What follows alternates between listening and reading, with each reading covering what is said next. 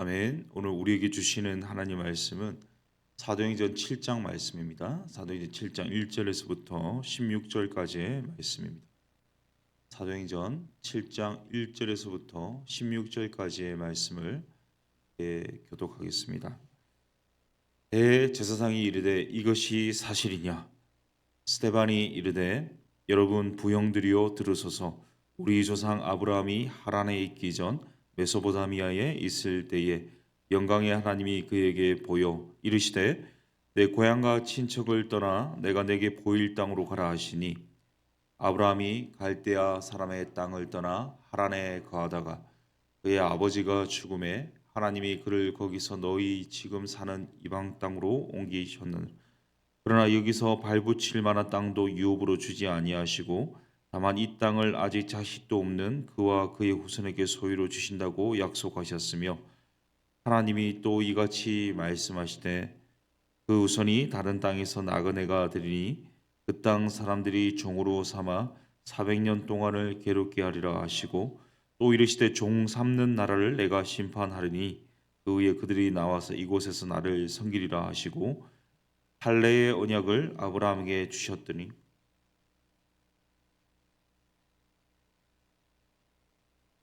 야곱이 우리 12조상을 낳으니라. 여러 조상이 요셉을 시기하여 애굽에 팔았더니 하나님이 그와 함께 계셔 그 모든 환란에서 건져내사 애굽 왕 바로 앞에서 은총과 지혜를 주심에 바로가 그를 애굽과 자기 온 집의 통치자로 세웠느니라. 그때 애국과 가나안 온 땅에 흉년이 들어 큰 환란이 있을세 우리 조상들이 양식이 없는지라. 야곱이 애굽에 곡식이 있다는 말을 듣고 먼저 우리 조상들을 보내고 또 재차 보내매 요셉이 자기 형제들에게 알려지게 되고 또 요셉의 친족이 바로에게 드러나게 되니라. 요셉이 사람을 보내어 원친족 75사람을 청하였더니 야곱이 애굽으로 내려가 자기와 우리 조상들이 거기서 죽고 세겜으로 옮겨져 아브라함이 세겜 하몰의 자손에게서 은으로 값주고 산 무덤에 장사되니라. 네. 지금 스데반 일곱 지사 중에 한 분이고요. 우리 기독교사에서 최초의 순교자로 알려진 스데반 신약에서 최초의 순교자죠. 이 사내들인 공회 앞에서 신문을 받고 있는데요. 이 마지막 최후 진술, 이 변론의 기회가 주어졌습니다. 이때 대제사장은 가야바인데요. 예수님을 십자가에 못 박도록 내준 사람이고요. 베드로와 요한을 재판하고 신문했던 사람입니다. 이제는 스데반을 체포해서 법정에 세우는데요. 그 제목은 이 모세와 하나님을 모독했다는 신성 모독죄였습니다. 우리 6장에 보면 우리가 읽지는 않았지만 이 성전과 율법에 반하는 말을 했다는 혐의로 고발당하는데 이 문제는 사람들을 매수해서요 위증을 하게 했습니다. 스데반이 이 일을 하지도 않았고 이 말을 하지도 않았는데 스데반이 이 말을 했다라고 위증하게 해서 이렇게 고발을 하고요. 지금 재판정에 세웠는데 이 모든 것은 이 종교적인 이유에서라기보다는 이 자신이 가진 이 기득권을 지키고자 하는 이 시기심의 발로였다 이렇게 보겠습니다. 우리 1절을 보시면요 이렇게 말합니다. 이 가야바가 대제사장이 이르되 이것이 사실이냐 이렇게 묻고 있는데요. 스데반이 모세와 하나님에 대해서 신성 모독한 것이 맞느냐 질문하고 있고요. 더 구체적으로는 6장 14절에 언급되어 있는 것처럼 예수님이 성전을 헐고 이 모세의 규례를 고치겠다고 한 말이 사실이냐 이렇게 묻고 있습니다. 그러자 이제 스데반이 설교를 하는데요. 이 스데반의 설교가 오늘도 그렇고 내일 모레 계속해서 이 설교의 내용들이 이어지고 있거든요. 근데 스데반의 이 설교의 메인 아이디어는요. 이 구약에 대한 인용입니다. 이 구약 자체가 메시아를 예언하고 있고 그 메시아가 오셔서 이 성전과 율법에 대해서 가르칠 것을 말씀하고 있기 때문에 지금 이 스데반이 하는 설교 내용 전체가 바로 이 유대 종교 지도자들이 그렇게 강조하고 있는 율법에 대해서 모세에 대해서 하나님에 대해서 강조하는 것이거든요. 이 설교 자체는요. 뭐 스데반이 모세와 하나님을 신성 모독한 것이 아니라 유대 종교 지도자들 당신들이 오히려 이 하나님과 율법을 모독하고 있다라는 것을 역설적으로 보여주는 이 설교라고 할 수 있겠습니다. 유대인들이 중요하게 생각한 것은요, 이 성전이었습니다. 왜냐하면 하나님께서 성전에 그 이름을 두시고 그곳에서 백성을 만나 주시겠다고 약속해 주셨기 때문인데, 시편 27편을 보시면 우리가 잘 아는 말씀인데요. 한번 같이 읽겠습니다. 시작. 내가 여호와께 바라는 한 가지 일 그것을 구하리니 곧 내가 내 평생에 여호와의 집에 살면서 여호와의 아름다움을 바라보며 그의 성전에서 사모하는 그것이라. 아멘. 이 동일한 이 동명의 이 찬양도 있지 않습니까? 근데 이 성전에 대해서 유대 이 사람들이 유대인들이 성전에 대한 사모함, 이 사랑하는 것에 대해서 고백하는 대목인데요. 이 문제는 유대인들이 이 성전 사랑하는 것이 너무 지나쳐서요, 하나님과 성전을 이 동일시하는 우를 범했습니다. 그러니까 이 하나님께서 성전에 가두어지는 분이 아니지 않습니까? 근데 성전 자체가, 성전의 존립 자체가 이 하나님의 존재다 이렇게 판단해 버렸습니다. 그래서 성전에 와야만 하나님의 임재를 체험하고 하나님께서 만나 주신다 이런 생각과, 성전이 파괴되었을 때는 하나님이 계시지 않는다 이런 생각을 했는데요. 이 스테반이 지금 설교를 통해서 강조하는 것은 오래전 여러분이 믿고 있는 구약의 조상들, 믿음의 선배들 또한 하나님께서 하나의 건물에 감금되어 있다고 생각한 적이 없다라는 것을 지적하고 있습니다. 그래서 오늘부터요, 계속해서 설교의 내용을 보면 네 명의 믿음의 성경 인물들, 선배들을 말하고 있고, 이 네 시대를 딱 찍어서 본란에 언급하고 있는데요. 이 오늘 본문이 1절부터 16절까지는 이 아브라함과 족장 시대를 언급하고, 이어지는 요셉과 애굽에서 추방되었던 출애굽 시대를 말하고 있습니다. 이어지는 내일 본문에서는요, 이 모세와 이 출애굽 광야에서 방황을 말하고 있고, 이 모레는요, 이 다윗과 솔로몬과 이스라엘의 이 왕정 설립에 대해서 이 강조하고 있는데요. 이 네 시기를, 네 인물을 이어주는 중요한 특징 중 하나는요, 어느 때에도 어느 시기에도 어느 인물에게도 하나님의 임재가 어떤 특정한 장소에 국한되지 않았다는 사실을 강조하고 있습니다. 오히려 이 구약의 하나님은 살아계신 하나님이시고 항상 움직이시고 활동하시는 하나님이시며 항상 자기 백성이 새로운 몸을 하도록 불러내시고 그들이 가는 길에 동행하시고 그들의 길을 인도하시는 하나님이시다. 성전이라는 한 장소에 국한되지 않으신다는 것을 강조하고 있습니다. 먼저 2절부터 8절까지 아브라함과 족장 시대를 말하고 있는데, 우리 2절을 보십시오. 같이 읽습니다. 시작. 스데반이 이르되 여러분 부용들이요 들으소서.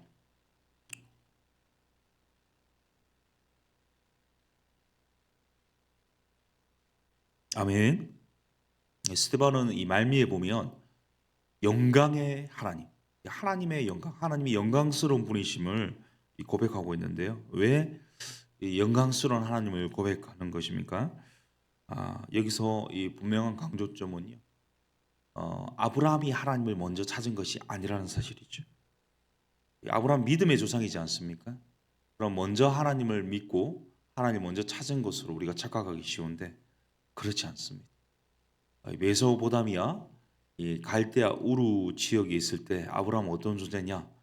우상을 섬기는 우상의 도시 한가운데서 우상을 섬기는 아버지의 집, 데라 아버지의 집 아래서 우상을 만드는 아버지 밑에서 나고 자랐습니다. 그 아브라함을 하나님이 먼저 찾아오셔서 만나 주셨다는 사실이죠. 여기서 이 내용이 우리에게 주는 시사점이 있습니다. 구원의 주도권이 우리에게 있는 것이 아니라는 거죠. 우리가 먼저 하나님 찾은 것이 아니라는 사실입니다. 하나님이 먼저 우리에게 찾아오셨고요, 하나님이 이 모든 이 구원을 주도하신다는 사실입니다. 하나님께 영광을 돌릴 수밖에 없는 것. 아브라함의 하나님에 대해서 아브라함을 언급하면서 영광의 하나님을 스데반이 언급하지 않을 수 없는 것은요, 하나님이 먼저 찾아오셨고 하나님 먼저 만나 주셨고 하나님이 꼭 집어서 이 구원을 이루어 주셨기 때문입니다. 그 하나님 먼저 찾아오셔서 만나 주시고 구원을 이루시는 그 하나님께서요. 이 아브라함에게 명령하십니다. 3절입니다. 3절에 있습니다. 시작. 이르시되 내 고향과 친척을 떠나 내가 내게 보일 땅으로 가라 하시니 떠나라 말씀해 주십니다. 이 아브라함에게 이 고향과 이 친척과 아비 집을 떠나라. 이것은 어떤 의미가 있습니까? 우리가 영적으로 해석해 봤을 때요. 지금 아브라함이 서 있는 곳은요. 조금 전에 언급한 것처럼 바로 이 우상을 섬기는 이 우상의 이 도시 한가운데 있습니다.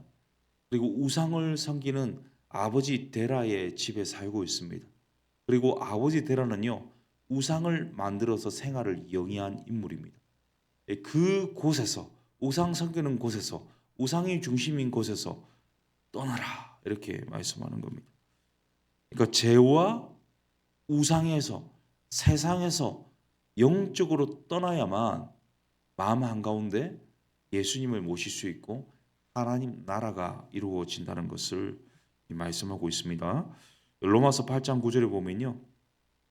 만일 너희 속에 하나님의 영이 거하시면 너희가 육신에 있지 아니하고 영이 있나니 누구든지 그리스도의 영이 없으면 그리스도의 사람이 아니라 말씀하고 있습니다. 그러니까 우상 가운데 있고요. 죄 가운데 있으면요. 하나님의 사람이 될 수 없는데 이제 모든 것을 떠나서 예수 그리스도를 모실 그때 하나님의 영이 임할 때 그때가 하나님의 사람 그리스도의 사람이 되는 것이죠. 우리 7절을 같이 읽습니다. 시작. 그 후에 그들이 나와서 이곳에서 나를 섬기리라 하시고 허물과 죄로 죽었던 아브라함을요 은혜로 구원하시고 또 하나님께서 이렇게 떠나라고 하신 이유는요 예수님이 임재하셔서 만나 주시고요 그 예수님을 통해 하나님을 섬기고자 하는 목적이 있으셨습니다. 우리 또한 우리 허물과 죄로 죽었던 사람들이지 않습니까? 그런데 우리의 공로가 아니라 하나님의 은혜로 구원받았습니다. 이 구원받은 자로서의 합당한 삶의 자세는 뭐냐? 하나님을 섬기는 것이죠. 하나님 예배하는 것이고요. 하나님 사랑하는 것이죠. 이 대목에서 다시 한번 말씀드리지만 아브라함이 먼저 하나님을 찾은 것이 아니라 하나님이 아브라함을 먼저 찾아오셨고요. 아브라함이 이 구원의 주도권이 있는 것이 아니라 하나님이 구원의 주도권을 가지고 오셨다는 사실입니다. 그리고 그 하나님이 아브라함에게 떠나라고 하셨죠. 그리고는요. 지시할 땅으로 가라. 내가 내게 지시할 땅으로 가라고 하셨는데 그 이유는요. 이 언약을 세우시기 위함이었습니다. 그 언약의 내용은요. 이 땅을 주겠다. 후손을 주겠다. 이 복덩어리가 되게 하겠다. 이런 내용이었거든요. 이 당시에 이 언약 체결식 장면이 창세기 15장에 나오지 않습니까?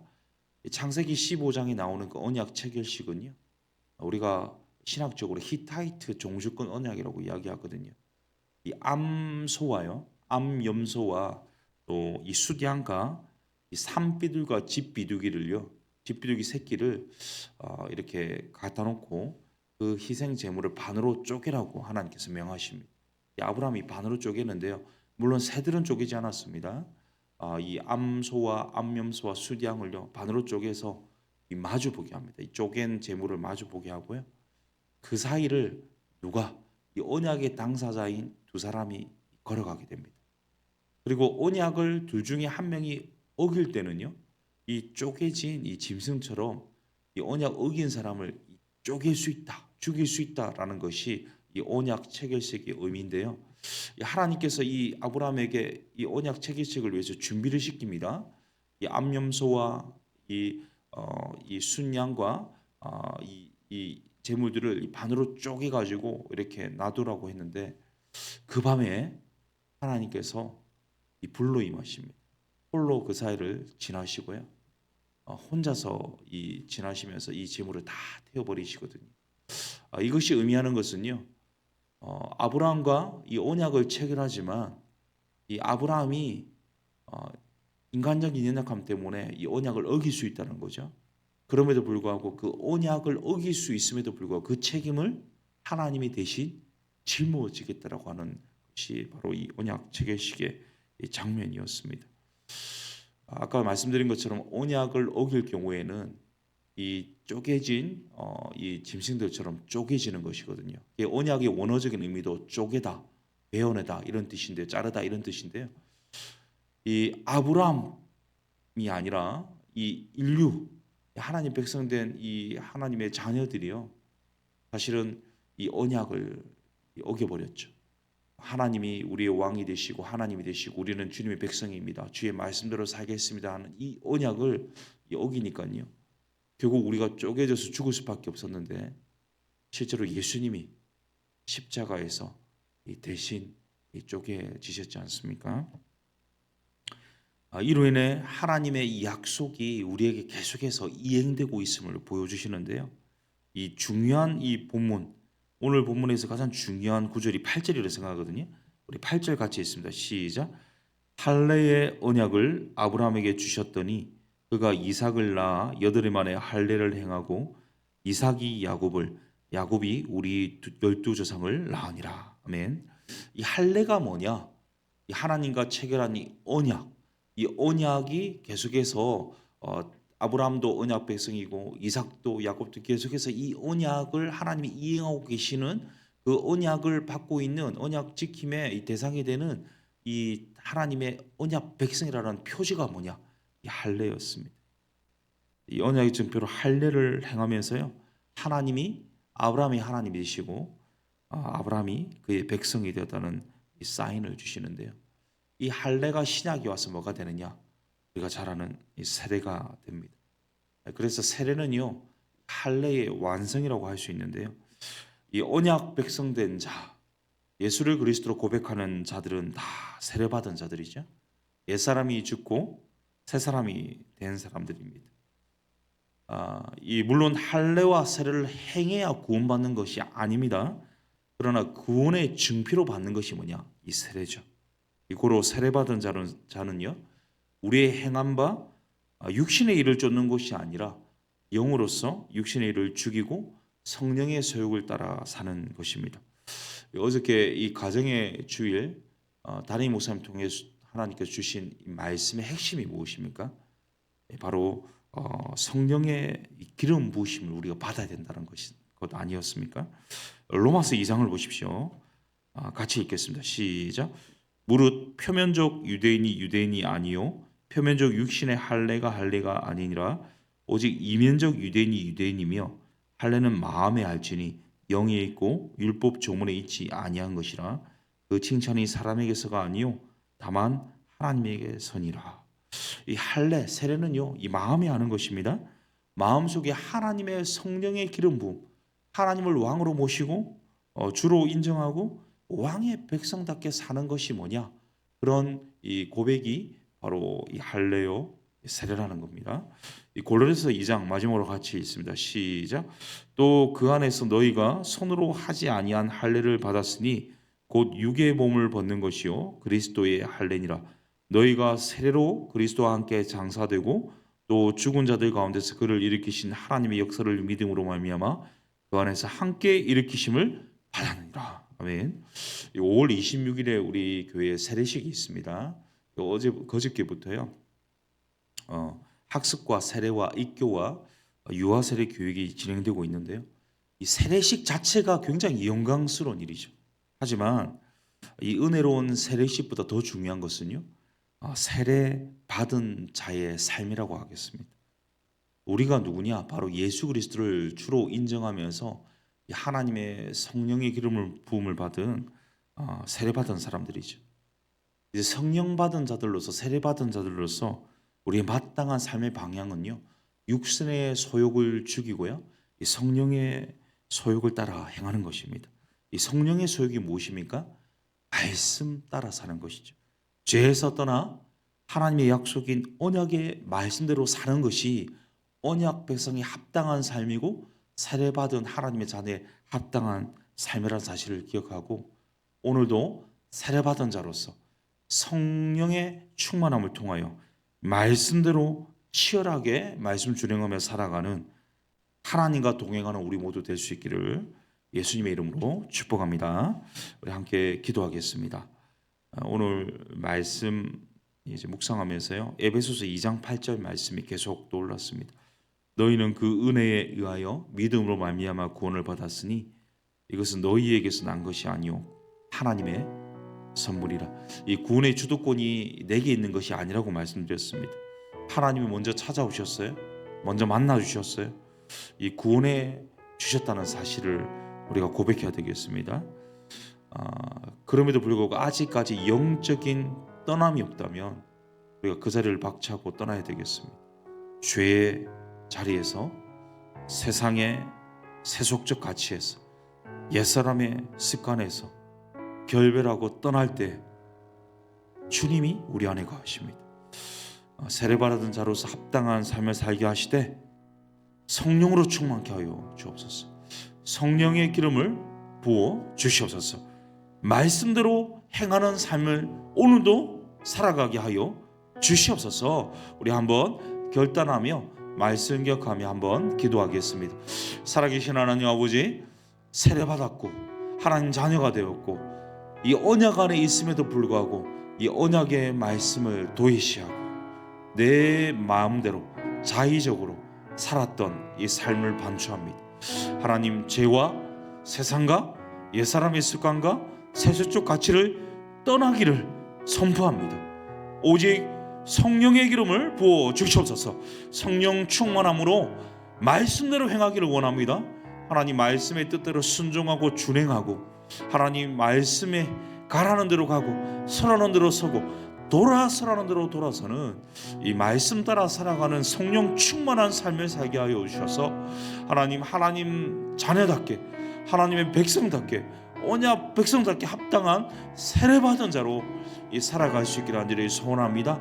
하나님, 내 삶 가운데 나에게 합당하지 않는 모든 더러운 것들 하나님 철저하게 회개하고 자복하며 떠납니다. 주 예수 그리스도의 보혈로 정결케 하여 주시고 세례받은 합당한 거룩의 삶으로 인도하여 주셔서 정말 하나님과 동행하며 하나님 말씀 따라 준행하며 하나님께 영광 돌리는 삶 살아가도록 인도하여 주시옵소서. 계속해서 기도합니다.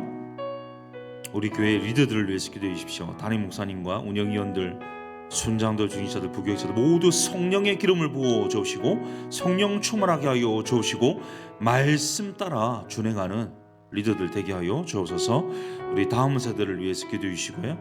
성도님들 가운데 어려움 당한 분들 하나님 오늘도 성령의 기름을 부어 주시고 공급하여 주시고 은혜 베풀어 주시고 치유하여 주시고 회복시켜 주시옵소서. 우리 올해 사역들이 있습니다. 조금 전에 언급했던 세례식이 있고요. 우리 풍삼초 1기 입금이 양성교육이 5월 18일에 있습니다. 풍삼초 2기 세미나가 모집이 5월 26일부터 6월 30일까지 있습니다. 9주간의 더사랑 미션 컨퍼런스가 5월부터 6월 가운데 진행됩니다. 모든 가정 가운데 하나님 간섭하시고 역사하여 주시옵소서. 신앙 강좌와 새가족 강의와 제자훈련과 다락방 모임 가운데 은혜 주시옵소서. 우리 모일 때마다 만날 때마다 이 말씀을 준행하고 성령의 기름 부음을 통하여 성령의 열매가 맺히는 모임들, 그런 풍성한 은혜가 넘치는 그러한 예배와 그런 행사들이 되도록 역사하여 주시옵소서. 우리 교회를 위해서 기도하시고 개인 기도하신 후에 우리 돌아가도록 하겠습니다. 기도하겠습니다. 살아계신 하나님 아버지, 더사랑교회를 하나님께서 하나님 축복하시고 하나님 은혜 베풀어 주시옵소서. 무엇보다 성령의 기름을 부어 주시옵소서.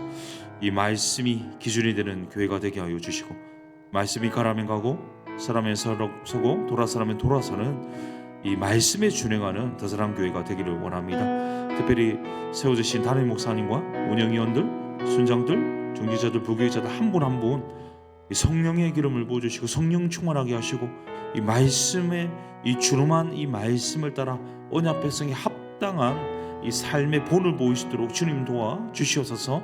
우리 다음 세대와 또 성도님들 가운데 어려움 당한 분들 하나님 긍휼을 베풀어 주시고 치유하여 주시고 회복시켜 주시고 하나님 소망을 주시고 일어설 용기를 주시고 필요한 것들 때를 따라 공급하여 주시고 하나님 차고 넘치도록 채워 주시되 우리가 모일 때마다 만날 때마다 모든 행사들마다 하나님의 그 은혜가 이 차고 넘칠 수 있도록 도와 주시옵소서.